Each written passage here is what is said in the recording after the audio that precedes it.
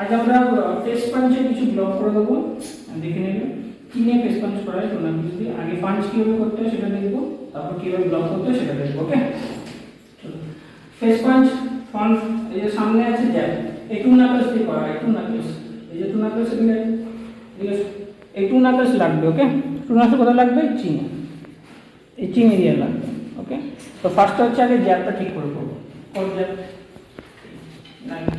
Cross punch যখন আসবে তখন এই পাঞ্চটা এখানে হবে। ওকে, আবার এটা ব্যাগে চলে গেল।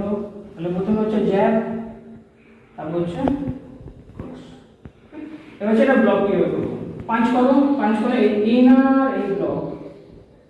ওকে, আবার আমরা দিয়ে 1 এই বুঝে কেন যাচ্ছে এত করে কাউন্টার না করতে পারে, মানে আবার 1 কাউন্টার যাতে করতে না পারে। এই ওই পাঞ্চ যদি আসে তো কোথা থেকে আসবে? কোন পাঞ্চ? এই, তাহলে এই পজিশনে আসার পসিবল না, রাইট? আবার দেখো 1 2 1 2, এবার স্পিডে কর 1 2 3, রাইট? এবার আমি এখান থেকে কি কাউন্টার করতে পারি? আমি এখান থেকে এই কাউন্টার করতে পারি পুরো নিয়ে, আর কিছু না, আমার দরকার নেই তো বেশি পাঞ্চ, বেশি কিছু দরকার নেই, আমাকে নিয়েছি এখানে। তাহলে আবার কাউন্টার করবো 1 2 3 1 2 3 একেবারে।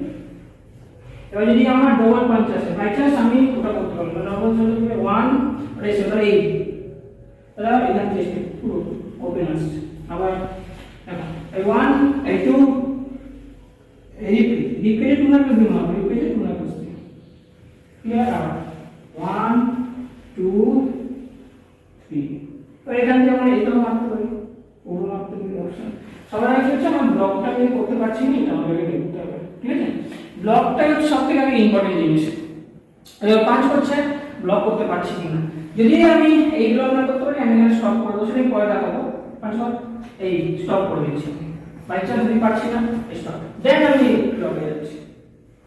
আবার এইবার ওটা ক্রস পাঞ্চ রাখি, এই সেম দুটো হ্যান্ডের সাপোর্ট কেন না, যদি ওর হেভি হয় পাঞ্চটা পাওয়ারফুল হয় আমি দুটো হ্যান্ড, আর দুটো করলে আমি কাউন্টার করতে পারবো।